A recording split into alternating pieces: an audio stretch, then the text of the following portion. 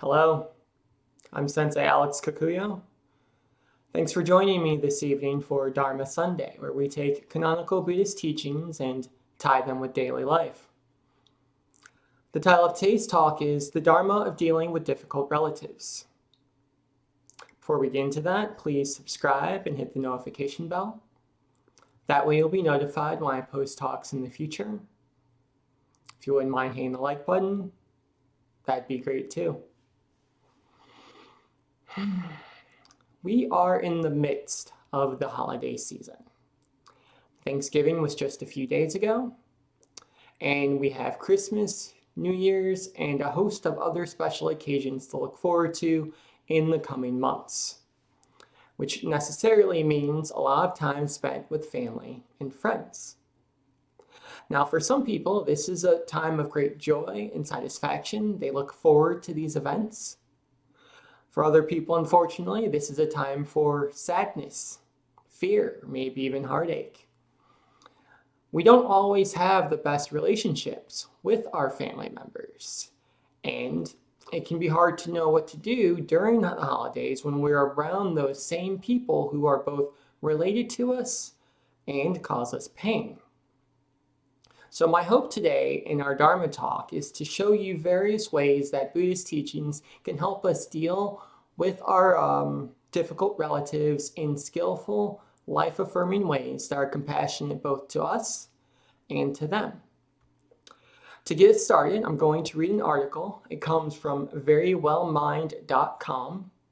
It's written by Elizabeth Scott, PhD, and the title is How to Handle Family Conflict and Holiday Stress.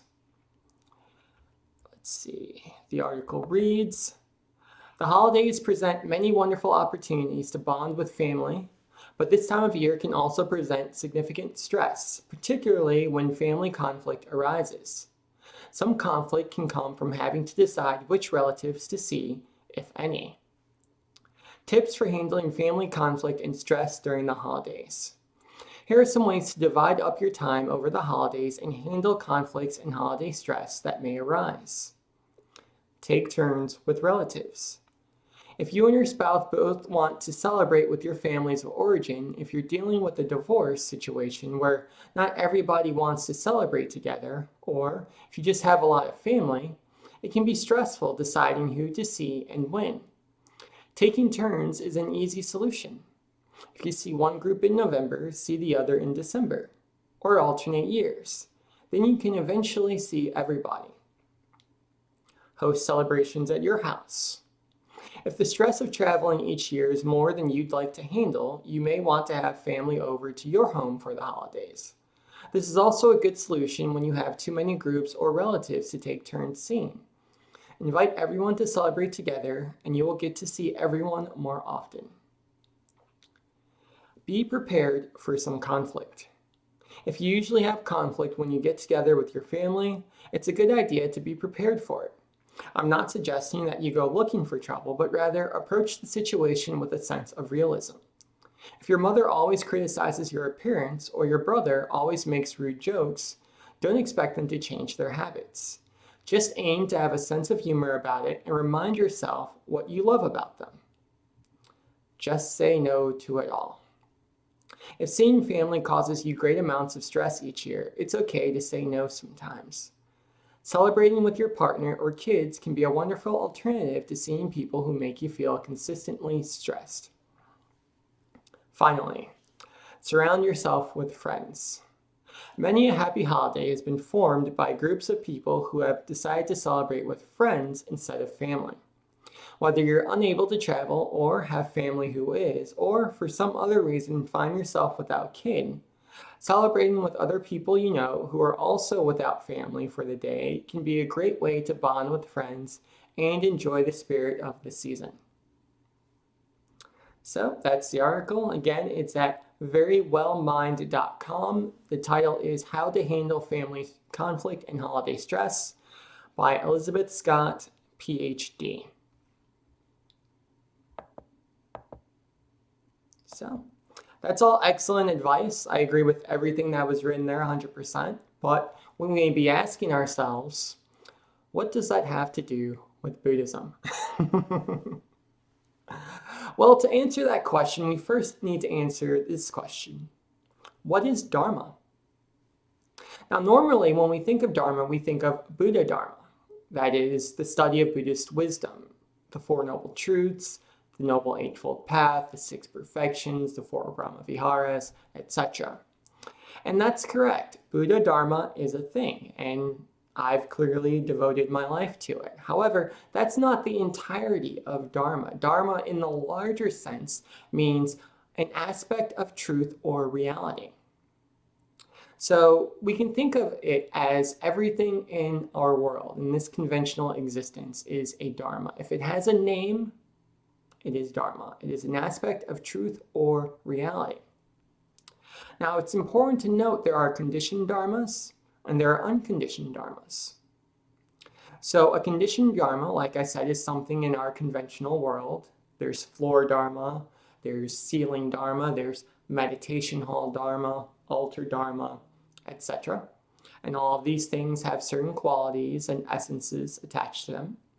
There are also unconditioned dharmas that exist outside of the phenomenal world, or outside isn't exactly correct, but I'll say that for now just to make things simple. And unconditioned dharmas are empty space, liberation through discerning knowledge, and liberation through non-discerning knowledge. Now, the Abhidharma in Buddhism is known as the higher teachings. So in other words, if our entire phenomenal world is made out of dharmas, the higher dharmas are the ones that help us realize enlightenment, nirvana, and the cessation of suffering for ourselves and others, which, if you've been watching the channel for a while, you know these are the three goals of Buddhism: enlightenment, nirvana, and the end of suffering for ourselves and other people. Now, we are very lucky in the way that the Buddhist matriarchs and patriarchs that came before us studied and codified the dharmas of our world, meaning they broke our reality into pieces. They defined each one individually. They named it, they understood its essence, its qualities, and they systematized which ones could help us achieve those goals. This is where traditional Buddhist practice comes from. The bowing, the chanting, the meditation, the sutra study. It's a systemized way of using the dharmas of conventional reality, robes, altars, meditation halls, etc., to realize enlightenment, to end suffering for ourselves and others.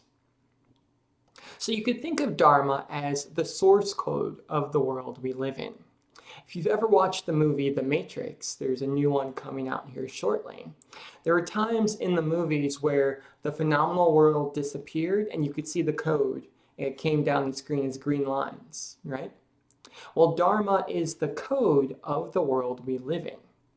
And teachers like Vasubandhu, Asanga, Senzao broke that code out, understood it through their own practice, and then explained it to us through the sutras.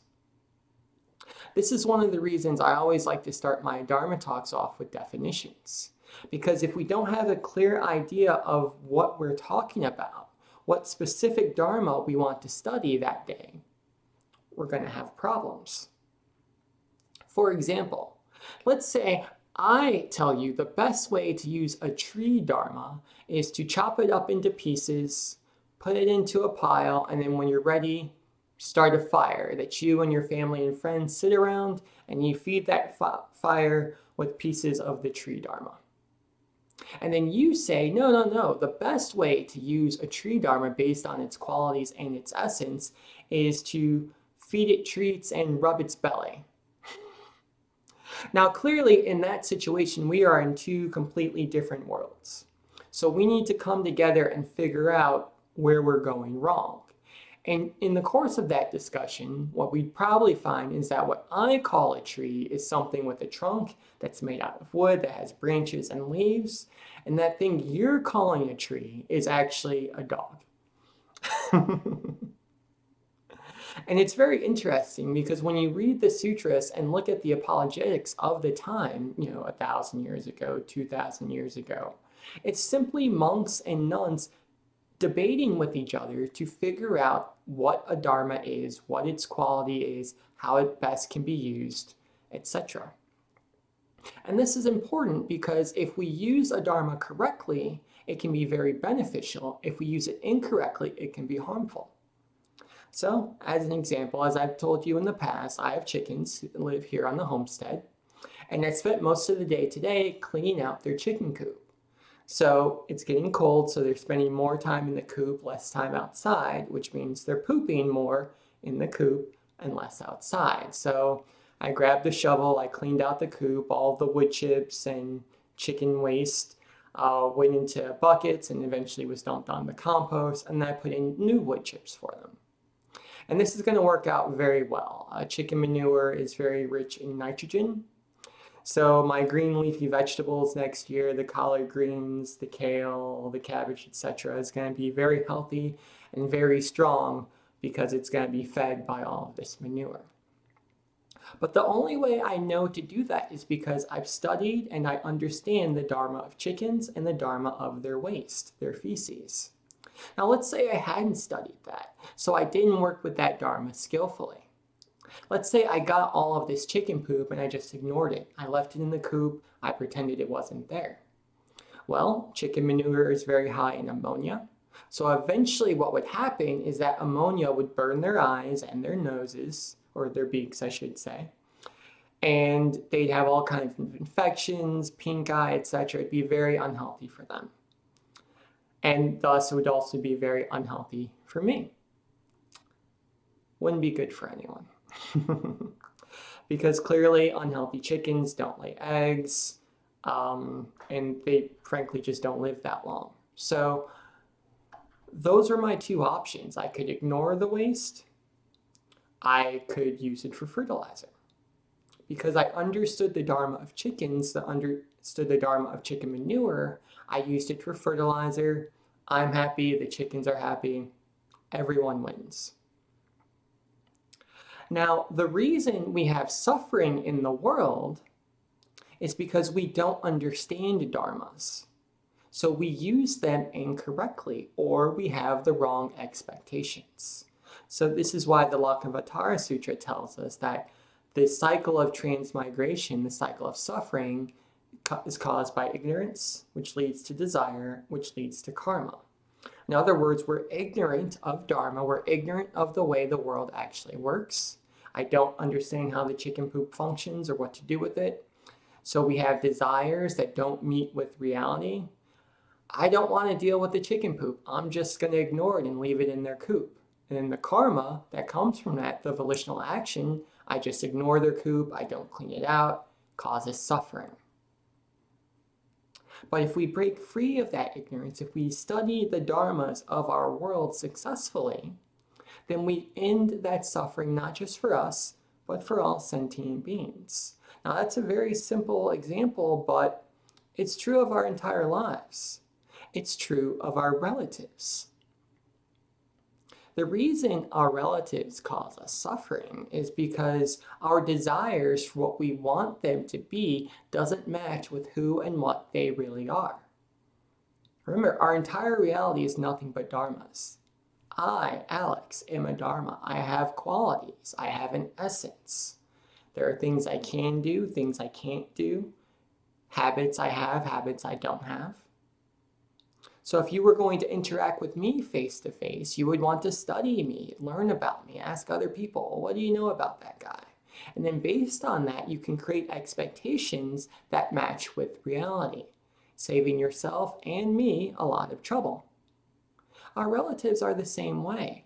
Because we have desires for them to be different than what they are, we fall into traps and we get hurt repeatedly. So maybe, as what was referenced in the article, we have a cousin or an uncle who just makes rude jokes every Thanksgiving. He says something that we just think is gross. But for some reason, we go into the family meal thinking that this time will be different. And because we've set our expectations incorrectly, because our minds are clouded with desire, when he makes that same joke he does every year, we suffer. Maybe we have a grandmother who doesn't like our hairstyle, and she tells us that every time we see her. But we love grandma, so we want to spend time with her, so we sit next to her, and we wait, and sure enough, she says she doesn't like, I don't know, our purple hair or our shaved head, let's say. And we suffer again as a result because our expectations for the Dharma, which is grandma, doesn't match with her qualities and her essence. When people tell us who they are through their actions, it's on us to believe them and to act accordingly. So one practice that can be very helpful as we go into these various family events at holidays, restaurants, homes, etc., is to sit down with a piece of paper and ask ourselves, who do we expect to be there? Write their names down. And then, just like Vasubandhu and Asanga and Senzao did thousands of years ago, ask ourselves, what are their qualities? What is the essence of this person? What is our relationship with them like? Is it fun and exciting and life-affirming every time we see them? Or do we always leave the conversations feeling drained and broken down?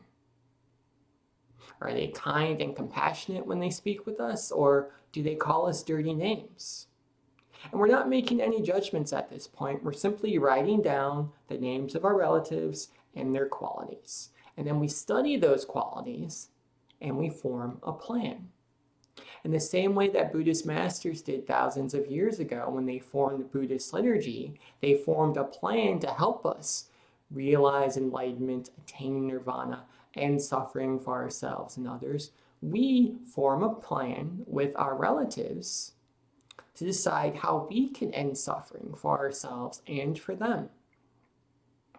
And we have to remember, this isn't a selfish act that we are doing. When people cause us harm, it causes harm to us, obviously, but it also causes harm to them because there's very negative karma attached to saying mean things to people or causing them physical harm, especially. So anytime we can break that cycle of transmigration, that cycle of suffering, ignorance, desire, karma, ignorance, desire, karma, we're not just helping ourselves, we're helping them as well. This is a compassionate act that we're doing. As an example, I have a friend who has a parent who was abusive in the past, but she's decided she wants to keep a relationship with this individual because to disassociate from them would require her to also disassociate from other family members as well. So she has a plan for every holiday. She always goes with her own car. She never travels there by herself because it makes her feel better to know that if things start to go awry, she can leave whenever she wants to. In addition to that, she also has a set time limit for how long she's going to stay. So she'll go to an event and say, I can only stay 2 hours because I have to X, Y, Z. So now she not only has a way to leave, but she has a reason to leave.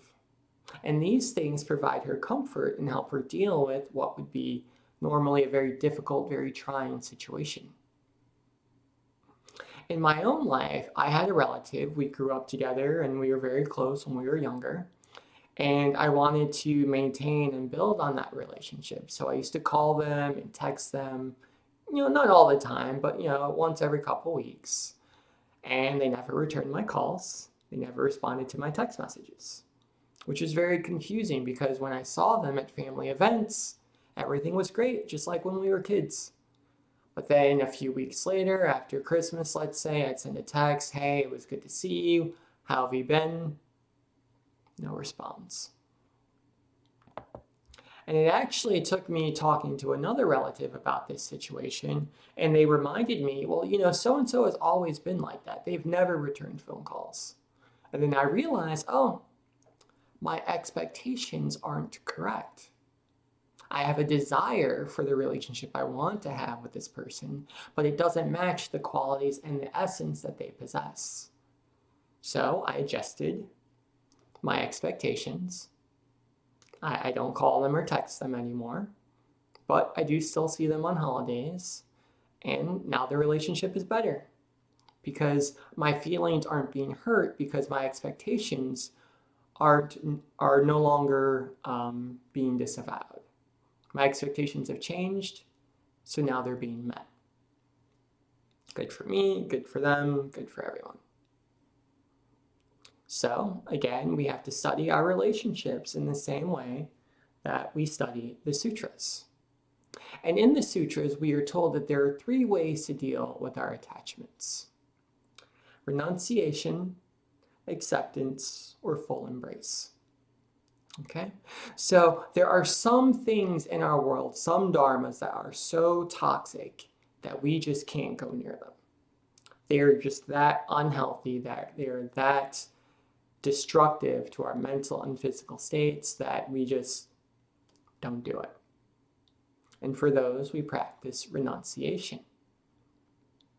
There are others that, well, they're neutral. They're not good, they're not bad, they just are. And more than that, they're dharmas that we can't get away from. So instead of trying to eliminate these things from our lives, we simply work with them skillfully. Chicken poop is a good example of that. Chicken poop, it's not my favorite thing, but it's not good, it's not bad, it just is. And as long as I have chickens on the property, poop will be part of this scenario. So I don't get rid of the chickens, and I can't get rid of the poop, so I find a way to work with it skillfully. Throwing it in my compost, replacing their wood chips, so that they can have a new place to poop. And finally, we have full embrace. There are some dharmas in this world that are very healthy, very life-affirming. So we work with them, and we really give ourselves to them completely.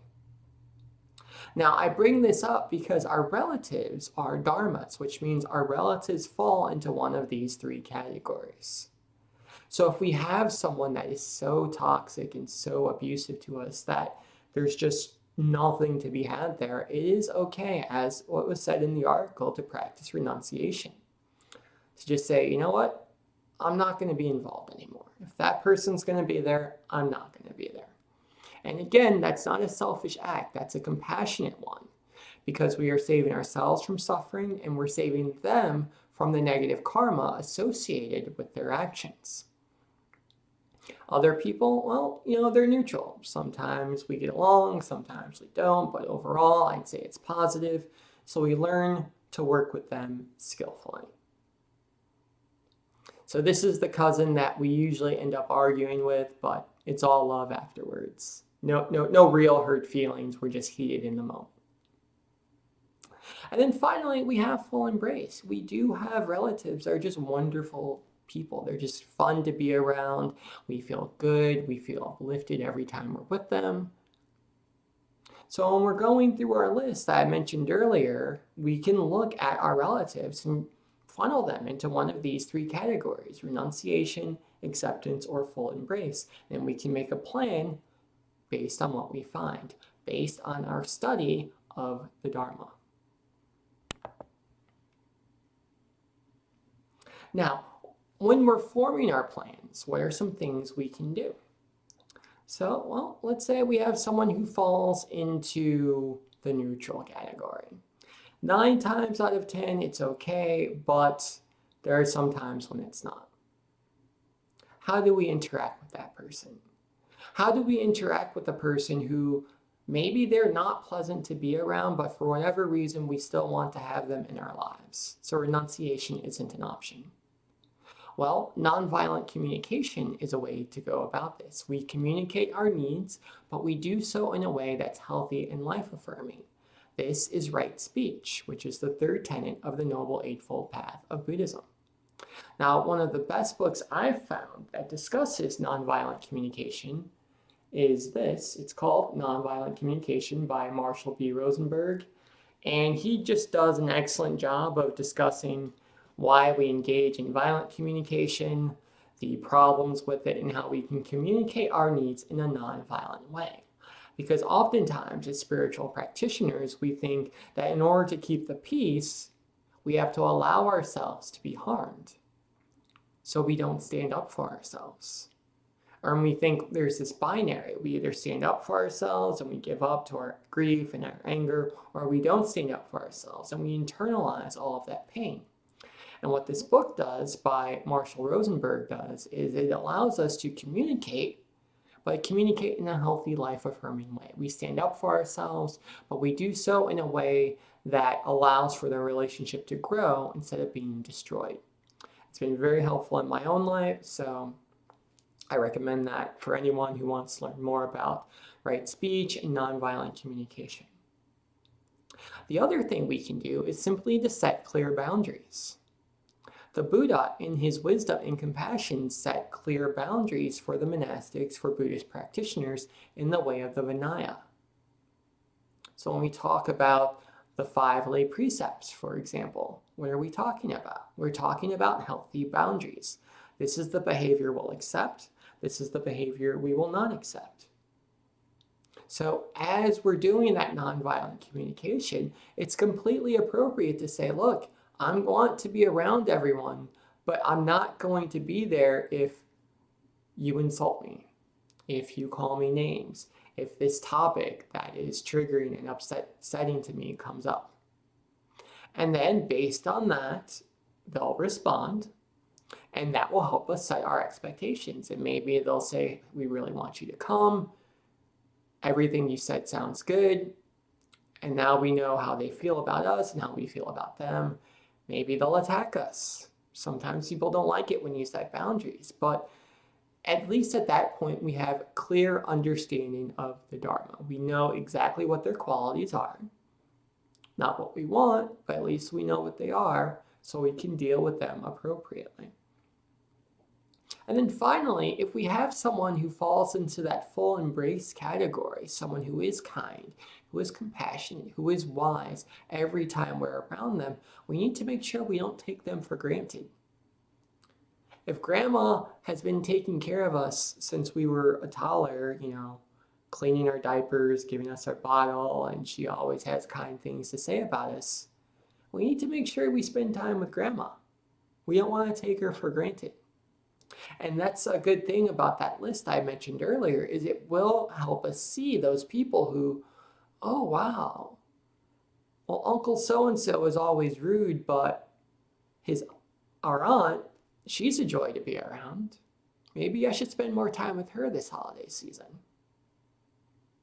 So we want to practice devotion to those individuals. We want to practice generosity. We want to ensure we're not taking them for granted.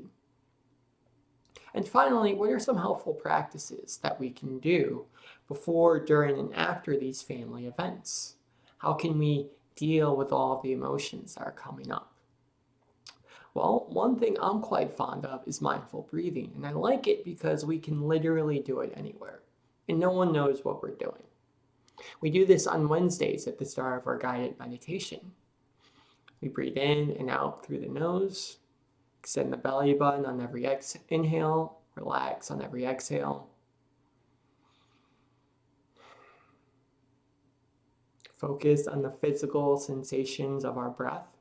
And what this does is it very gently disconnects us from any emotional turmoil we might be having at the moment. And instead, we focus on those physical sensations, those neutral sensations, so we can bring ourselves back to center. And like I said, we can do this in the car, before we go in the house. We can do this in the midst of a difficult conversation that maybe we're not enjoying. And we can do this at home afterwards if we just need to decompress. Mindful breathing, very powerful. Another practice also that can be done anywhere is mindfulness of the body. Now, what I personally like to do is do the mindful breathing first to help us get centered, though this can also be done without the breathing as well. But then I send my focus to my feet, right? The bottom of my feet. I don't do anything particular. I just notice the physical sensations of me walking or of me sitting. If I am sitting, maybe I'll shift from foot to foot and notice how that feels. And again, focusing on those neutral physical sensations helps us slowly disconnect from any emotional turmoil we're experiencing. This is something that can be done before, during, or after family events. Finally, we do regular check-ins. So a lot of times we suffer because we're on autopilot. We don't necessarily know what's happening because we're so caught up in the moment. There's too much sensory overload happening. So simply checking in with ourselves and asking, well, how do I feel right now? Am I upset? Am I happy? Am I scared? Am I lonely? Am I enjoying every minute? We don't know unless we ask ourselves. Just like we have to study the dharmas outside of us, we have to study the dharmas within as well. We have to study ourselves. And what I like to do with my own check-ins is I like to keep it simple because I don't want to get caught up in stories in my head. So instead, I simply take my thoughts and call them pleasant, unpleasant, or neutral. That's it. Pleasant, unpleasant, or neutral. And if I'm going pleasant, pleasant, pleasant, unpleasant, pleasant, neutral, then I know, okay, I'm probably in a good place.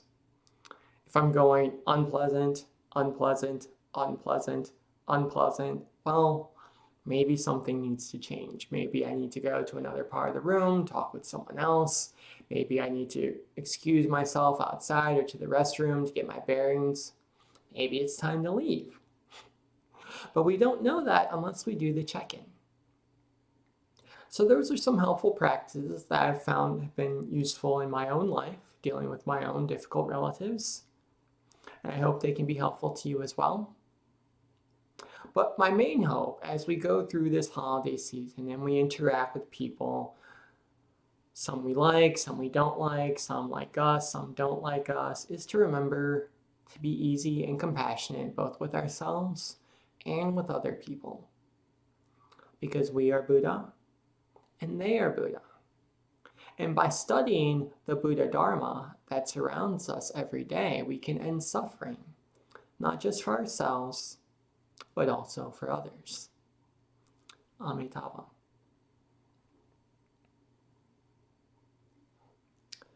So that was the talk for today. I hope it was helpful. I'll just end with a few announcements. So this is Dharma Sunday. We do it every Sunday at 7 p.m. broadcast from this channel. I just take some topic from the news or pop culture and speak on it from a Buddhist perspective. Every Wednesday at 7 p.m. we do meditation and sutra study, which is a bit more involved. We do a 15-minute guided meditation, a reading from a Buddhist scripture, followed by a Dharma talk. Again, 7 o'clock, also at this channel. If you got anything from today's talk, please don't forget to subscribe and hit the notification bell. Very helpful to me and the channel. If you wouldn't mind hitting the like button, that would be great too. Until next time, Amitabha.